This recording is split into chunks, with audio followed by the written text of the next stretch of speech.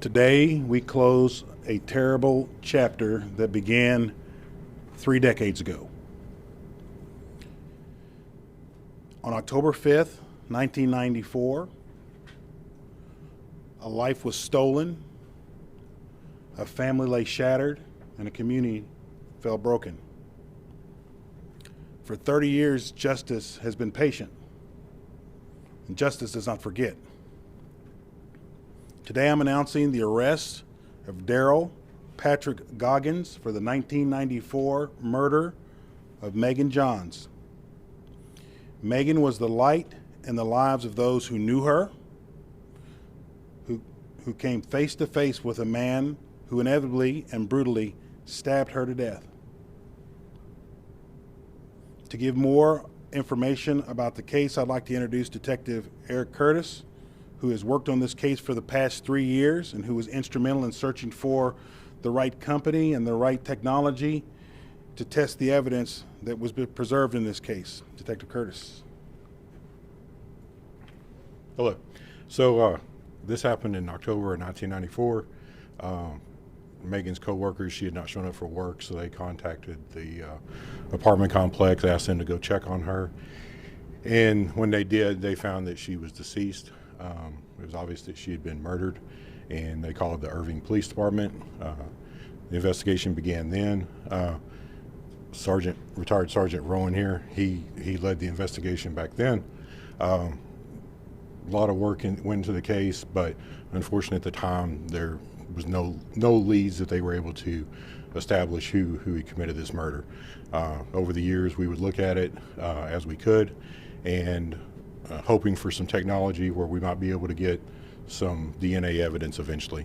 I took it over in 3 years ago and began looking for a company that we could send this DNA that we had for testing, and that's what we did. We were able to get an unknown profile of DNA for the Darryl, eventually led to Darryl Goggans. So he was arrested yesterday, and he's in the Irving jail right now. Next, I'd like to invite to the podium retired Sergeant Tom Rowan. Tom Rowan worked on this case from 1994 through his retirement in 2016. He was very instrumental in keeping this case going. Sergeant. This is a great day. These cases that you get assigned stay with you forever. This case was assigned to me in 1994. DNA technology was limited at that time, so we continued looking at the case, kept trying to generate leads. When new technologies came around, we would send things off for testing, but we never could get a DNA profile. I had other detectives look at the case just in case I might have missed something, and it just kept going down the same road of no leads, nothing new. I retired in 2016. I stayed in touch with Detective Curtis. We talk periodically about cold cases still to this day. He told me the great news of getting a profile from new technologies, and that was just a great day. And then he called me yesterday and told me that they have an arrest. And I just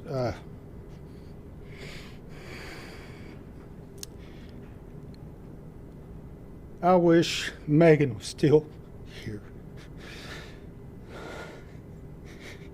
It's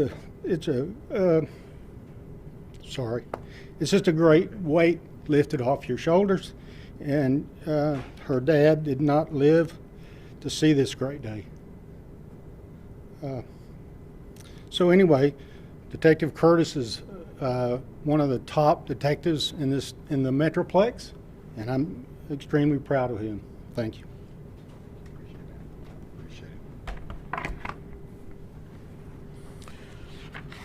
Before we go on, I want to introduce to you two very, very special people.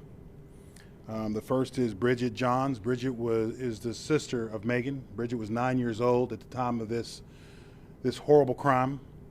And another person, Kelly Chance, who was very, very close to Megan as well. Megan was actually Kelly's maid of honor in her wedding. These two people have had to endure this for the last 30 years, and I want to take an opportunity for them to come talk to you about Megan. Thank you, Chief. Thank you for being here. I think most importantly, we owe the largest debt of gratitude to the two gentlemen behind us here, Detective Rowan and Detective Curtis, who have fought tirelessly and have shown tremendous courage and diligence in continuing to fight for Megan. Also to Kelly, who, as one of her dearest friends for the last 30 years, has hounded these two poor gentlemen every September and October, asking what's new, what's going on, what can we do, what have we tried, what haven't we tried, and we all deserve a friend like Kelly. For my part, you know, as Chief said, I was 9 years old when Megan died, and you know, it was the rest of my life up till this day that I've gone without having my sister here. So as hard as that's been, I also wanted to extend some hope to families that continue to live with the unresolved loss of a loved one, that even after 30 years, 8 months, and 6 days, God's timing can prevail. So I hope you can take some encouragement from that. And thank you again to Detective Curtis and Sergeant Rowan. Kelly? I just want to say that, you know, almost 31 years, you know, what is it, 30 years, 8 months, 6 days later, we get an arrest. And having her family and friends all waiting, praying for this day to come, says a lot about who Megan was more than anything. And Megan was a beautiful person, a beautiful soul, and we've been robbed. And it's time for justice for Megan. Justice for Megan. Thank you. Thank you so much. Before we take some questions, I just want to take an opportunity as Chief of Police to first thank the detectives on this case, both then and now.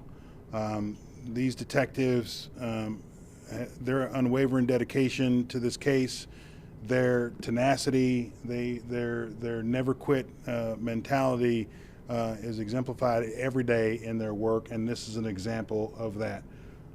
To our crime scene officers who and property and evidence techs, I'd like to thank them for their skill and their determination and their professionalism and how they carried about their job both then and now that allowed for us to bring this person to justice. And then most importantly, I want to thank the family and friends of Megan Johns for their courage, their strength, and their trust in us and the detectives, and just thank you very, very much. Now, we'll answer a few questions. I just do need to remind you that we are this is still an active, we've made an arrest, but we're still working some details out so we can answer as many questions as we can, and those that we can't, we'll make sure to get back with you when we can, if we can. Yes, ma'am. Where was the suspect found, and has he given a confession or talked about a motive or anything like that? The suspect was found in Lancaster, Texas, and he is being held here in our jail right now. They've yet to really have a conversation with him. So we talk about where the DNA is from, where it was obtained from, and was he someone who was questioned early on? He was spoken to early on in the investigation, and in cases we have to be careful about where the DNA was from. Obviously, it was in the crime scene, located with most of the other evidence. So that's a question we have to be careful with at this juncture. So, but he was spoken to early on. Was he ever a suspect? Ruled out. What's that? You want to take that case? That question? Yeah. Come on. He was spoken to at the time of the offense.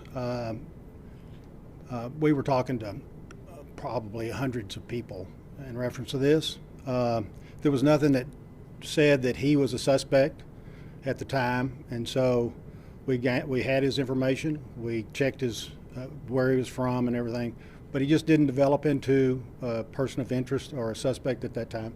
And we didn't, like I said, we didn't have the technologies from DNA back then. So, but we kept it and we kept trying.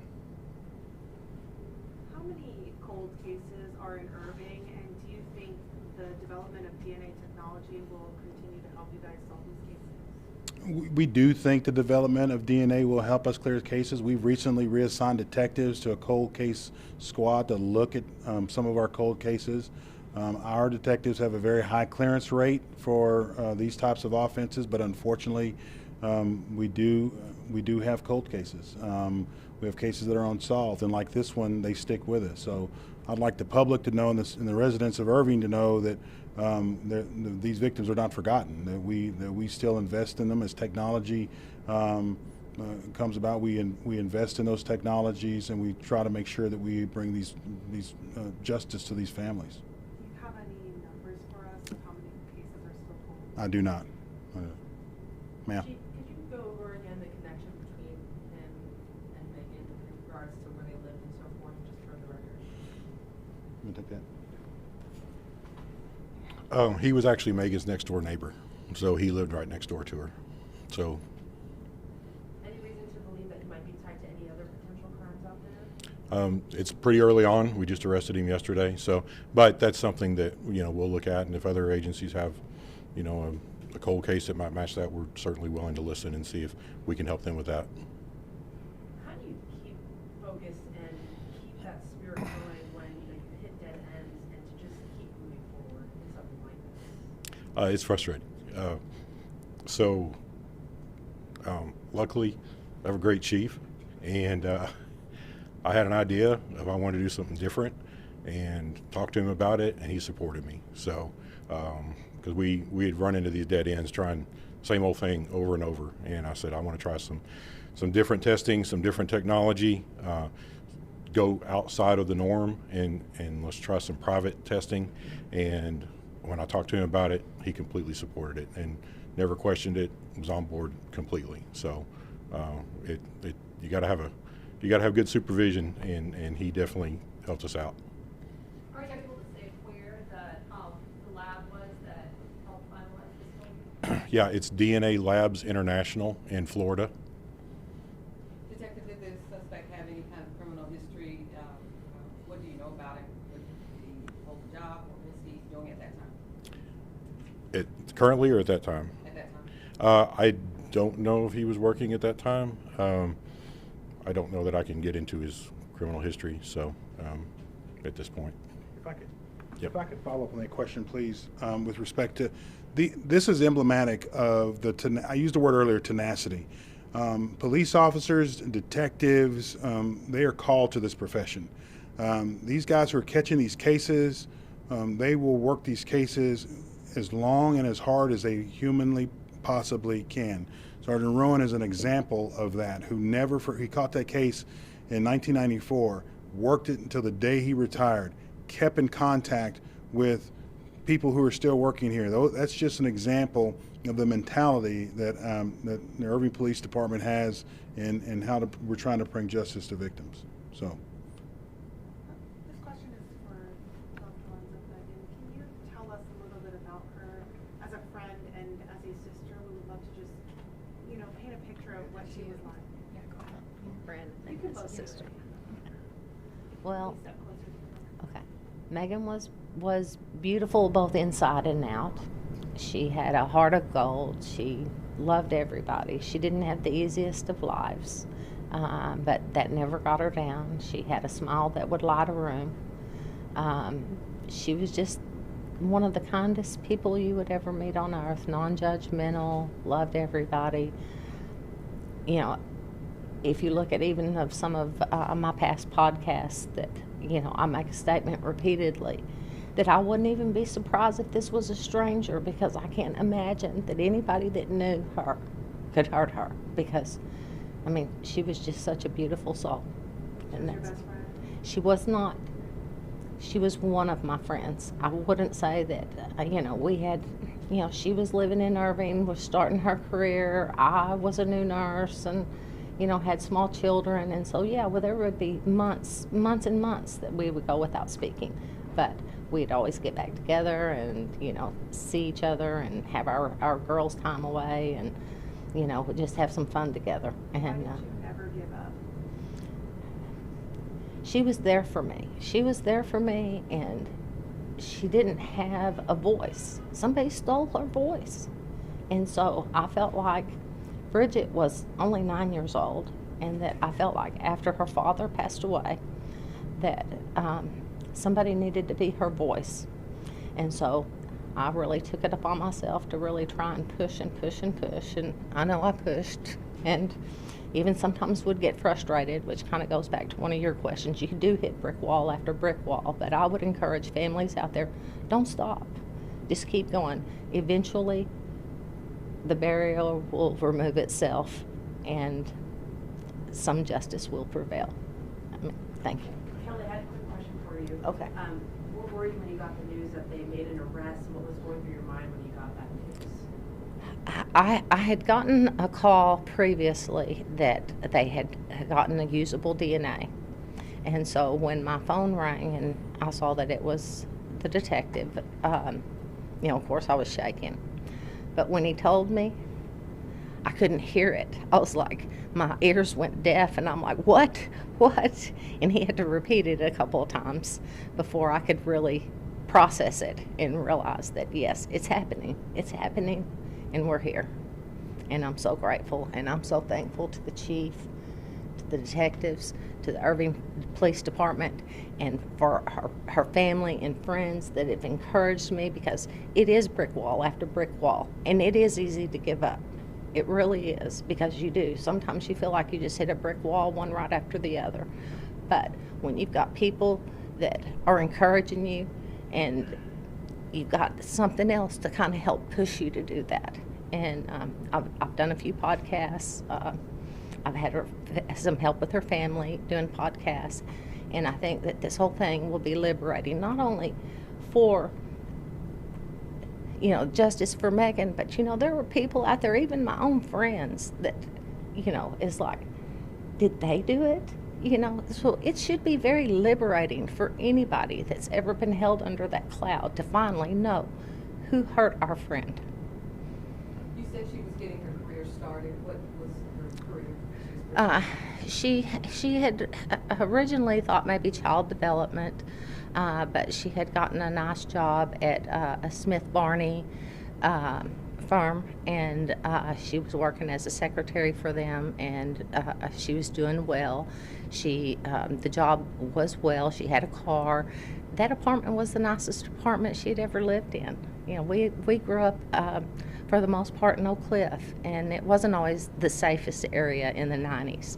And, you know, this was, you know, she was actually getting somewhere in life, and she'd moved to a nicer place and closer to work, and, you know, things were looking up for her. And it's just really tragic what happened to her.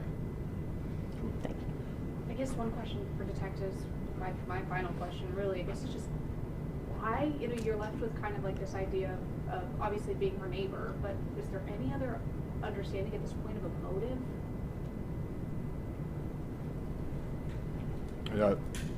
No, I don't have a motive right now. I don't know that I'll get one. That would be something he would have to tell us, so we'll see if he wants to tell us that. It was established early on there was no forced entry. Last question, guys. Correct, yes, no forced entry. Cool. Thanks, everybody. Thank you. Thanks. Thanks, guys. Thank you, Chief.